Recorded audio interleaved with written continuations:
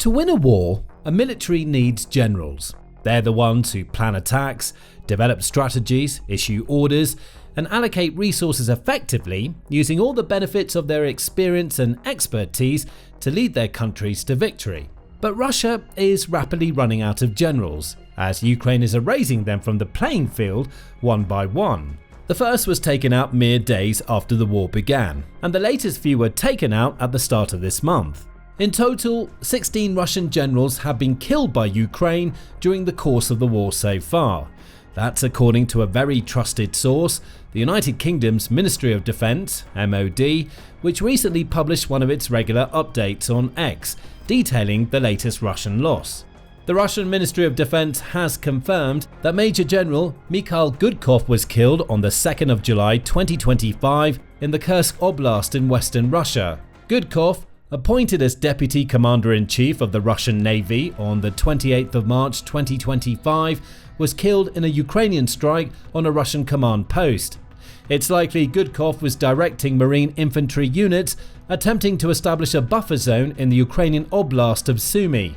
Russia's advances in Sumy have slowed due to Ukrainian counterattacks and significant Russian losses. Born in 1983, Gudkov was 42 at the time of his death and dedicated his entire life to the Russian military. He enlisted in the armed forces in 2000 and attended the Novosibirsk Higher Military Command School, graduating in 2005 and rising up the ranks in the years that followed. He became commander of Russia's 155th Independent Marine Brigade and took part in operations in the North Caucasus region and in Syria prior to the invasion of Ukraine. Then, when the invasion began, Gudkov continued in his role as head of the 155th, which took part in the failed attempt to capture the Ukrainian capital of Kyiv in spring of 2022, and was later involved in the Battle of Ildar in 2023, before being redeployed to Kursk in 2024. It's worth noting too that the 155th has been accused of war crimes by Ukraine, including the execution of 9 Ukrainian prisoners of war. Despite reports of such crimes under his command, Gudkov earned the title of Hero of the Russian Federation in 2023 and became Major General in 2024, then Deputy Commander-in-Chief in March of this year. This essentially put him in charge of the Russian Navy's entire naval infantry, along with coastal missile and artillery troops, so he held a very important and influential position as one of Russia's top military commanders. Russian President Vladimir Putin himself singled Gudkov out for praise earlier this year, at the time of his promotion in March. Putin said that under Gudkov's command, the 155th Marine Brigade had become not only an elite unit, but one of Russia's best. The Russian leader also expressed hope and confidence that Gudkov would use all the benefits of his knowledge and experience to improve the efficiency of his forces and manage a full reorganization of the Russian Marine Corps. Troops also allegedly liked operating under Gudkov. A Russian war blogger, who goes by the name of Romanov Light, claimed that the general was well regarded by his men, who appreciated his effective command and the fact that he was one of the few commanders who told his superiors the facts, rather than simply serving up whatever they wanted to hear. If these claims are all true, it appears that Gudkov was a very important general for Russia, a strong and ruthless leader, not afraid to tell the truth, trusted to reorganize an entire military branch, and boasting decades of military experience. His death will definitely shake things up within the Russian military, forcing Putin into yet another tactical rethink, as he'll now need to find someone else with a similar skill set to take over Gudkov's position. And that'll be difficult, which shows what a big win this is for Ukraine. As the MOD post notes, Gudkov's death came on July 2nd, when Ukraine successfully struck a Russian command post in the Kursk region, about 19 miles from the front lines. A local Russian news source stated that at least 4 missiles were fired at the post, while social media posts stated that at least 10 troops were killed alongside the general. Rumors also rapidly spread across Russian Telegram channels, stating that the location of the base may have been shared with the Ukrainians by a mole, or discovered after Marines stationed there called their family and friends. Either way, Ukraine's forces found out about it and seized the opportunity, striking at just the right time to take out a powerful player in the Russian war machine. And Gudkov is far from the only Russian general that Ukraine has successfully erased from the conflict.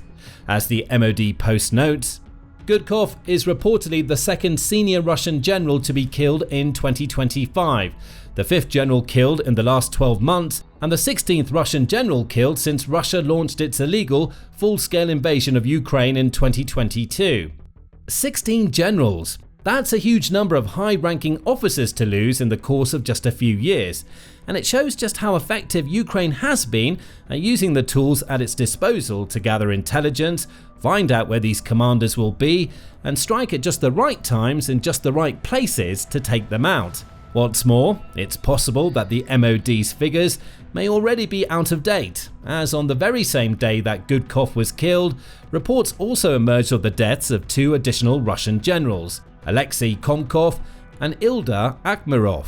Komkov's death is perhaps the most surprising of the three, as he was taken out in the heart of Russia's capital, Moscow, far from the front lines or any contested territories. There, he likely thought he was perfectly safe to go about his business as the head of Russia's Federal Security Service, FSB 5th Service, a position he was appointed to in the summer of 2024. Prior to that, he had been the deputy head of the FSB's counterintelligence service, and he was said to be involved in the successful exchange of political prisoners with the US and Germany. But, as this attack proves, just as nowhere in Ukraine is truly safe right now, the same can be said for Russia.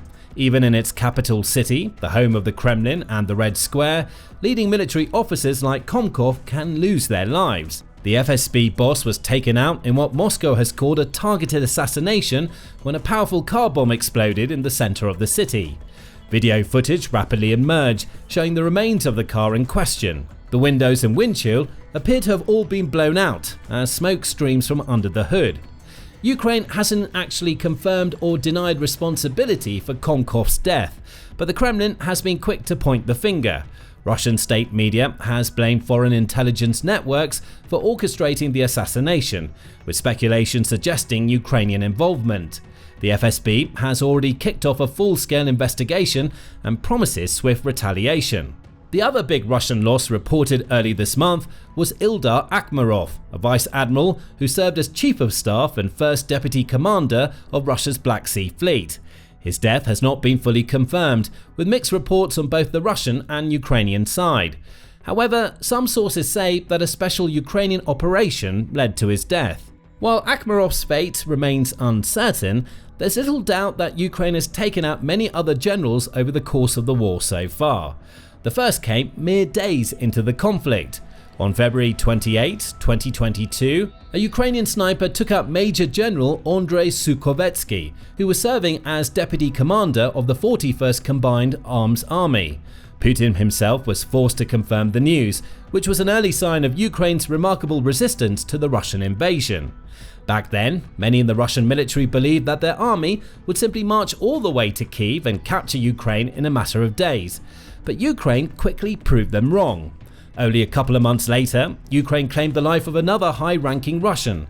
This time it was Vladimir Frolov, a major general who served as deputy commander of the 8th Guards Combined Arms Army. There were no details about the nature of his death, but Russian news sources confirmed it, with several stating that he had died a hero's death. That very same month, Ukraine claimed to have killed Major General Andrei Simonov, chief of electronic warfare troops, though Russia still has yet to confirm or deny this. More general deaths followed in 2022, including Major General Kanamat Botashev, who was said to be serving as a mercenary pilot with the infamous Wagner Group, when his Su-25 fighter jet was shot down by a Stinger missile, and Lieutenant General Roman Kutuzov, commander of the 1st Army Corps of the Donetsk People's Republic People's Militia, killed during heavy fighting in the Luhansk region. 2023 saw 3 more confirmed Russian general deaths.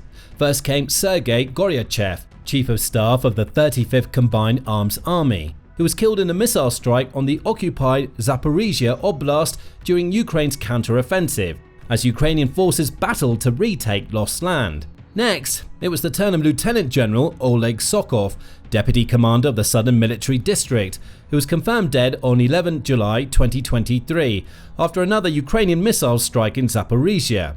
He was one of the highest ranking and most experienced officers to have died in the war at that stage. Major General Vladimir Zavadatsky, deputy commander of the 14th Army Corps, was the third general to fall, with unconfirmed reports stating that he drove a captured Ukrainian vehicle into a minefield, killing himself and 3 Russian troops riding in the vehicle with him. In 2024, Ukraine took out several more of Russia's most experienced military minds. Lieutenant General Alexander Tatarenko was allegedly the first one killed, though Russia has still not confirmed or denied this. Reports from Ukrainian media say that he was taken out during a missile strike on the Belbek air base in Crimea in late January 2024. While Russia hasn't officially admitted to Tatarenko's death, it did confirm the killing of Major General Pavel Klimenko, commander of the 5th Separate Motor Rifle Brigade, in November 2024. Klimenko was killed by a kamikaze drone, and it's likely that even some Russian soldiers secretly celebrated his death, as he had a very sinister reputation. While he was alive, reports emerged that he created a kind of torture camp in occupied Donetsk, where his subordinates tortured Russian soldiers to force them to give up their salaries and other money to their commanders. When his death was announced, various relatives of deceased Russian soldiers left social media comments, sharing horror stories of what their sons, brothers and husbands had endured under his command. After Klimenko came Lieutenant General Igor Kirillov, chief of the Russian NBC protection troops. He was assassinated in Moscow using a bomb hidden inside an electric scooter. Like Klimenko, Kirillov had a terrible reputation and was accused by Ukraine of ordering the use of chemical weapons against Ukrainian troops, with the US Department of State also alleging that Kirillov had authorized the use of a choking agent called chloropicrin, as well as tear gas and modified combat grenades equipped with illegal irritant chemical agents. The final confirmed general kill of 2024 was Major General Konstantin Shmeshko, Deputy Chief of the Russia Engineered Troops. A demining expert, Shmeshko was killed in an unknown location by Ukrainian HIMARS strike. In 2025, along with the confirmed death of Gudkov and the reported deaths of Akhmerov and Komkov, Russia also lost Lieutenant General Yaroslav Moshkalik, Deputy Chief of the Main Operators Directorate of the Russian Armed Forces General Staff. 58 years of age at the time of his death, Moshkalik had spent much of his life in the military and was heavily involved in strategic operations in Ukraine. He was assassinated on April 25 in a Moscow suburb when an improvised explosive device, which had been planted in a parked car, was detonated. The explosion was said to be so large that it shattered the windows of surrounding buildings.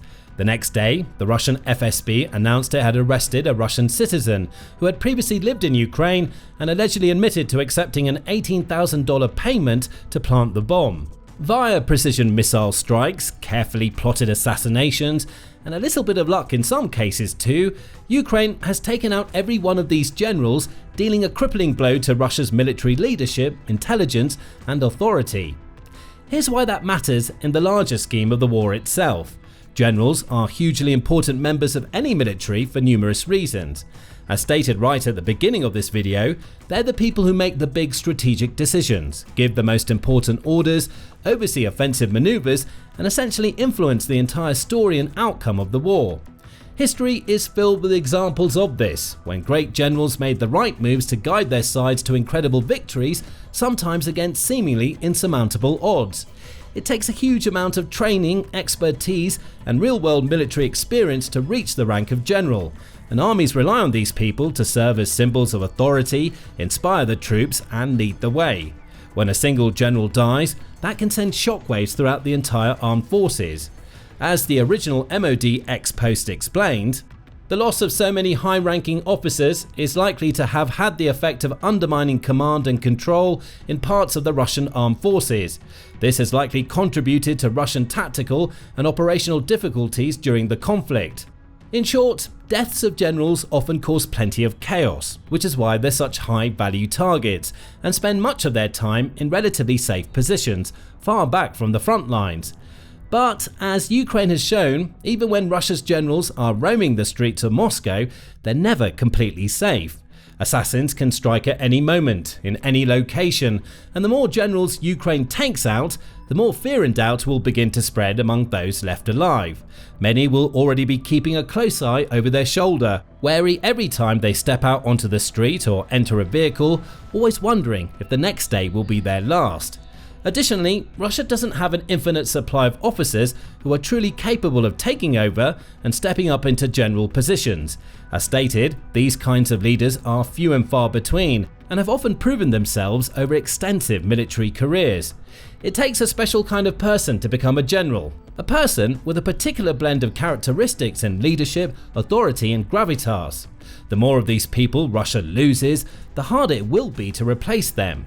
Already, Russia has had to scramble on numerous occasions to promote lower-ranking officers to fill the gaps that dead generals have left behind, undermining the solidity and stability of the country's military. And that too can impact morale and belief. It causes all sorts of operational difficulties for Russia, especially when its most important generals are killed. Those generals might have been midway through important restructuring or reorganization projects, for example, or in the process of preparing battle plans for an upcoming offensive. When they die and new people have to be promoted, everything gets delayed and disrupted. It takes time for the new men to get up to speed and adapt to their positions, figure out what they need to do, and take over where the former generals left off. On the Ukrainian side, meanwhile, every successful strike on a Russian general represents a big victory, sending a wave of inspiration and motivation across the country's military personnel and even among the civilians. They know and understand how important these people are, and how big of a blow their deaths will be to the Kremlin. The successful strikes and assassinations also serve to demonstrate the remarkable power of Ukraine's military and intelligence services, since generals are notoriously difficult people to target. Often their movements and schedules are top secret, with very little data available about where they are or where they're headed next.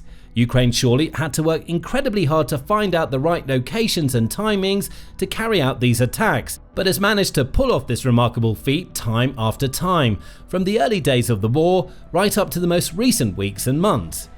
And they're not done yet. The longer this war goes on, the more Russian generals will inevitably be targeted. It's simply a case of where, when and who Ukraine decides to strike next.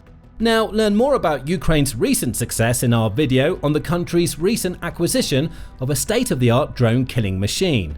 Or discover how Estonia is boosting its border defenses in preparation for a possible full-scale war with Russia. And finally, remember to subscribe to our channel if you haven't already for more informative day-by-day updates from the Ukraine war and other conflicts around the globe.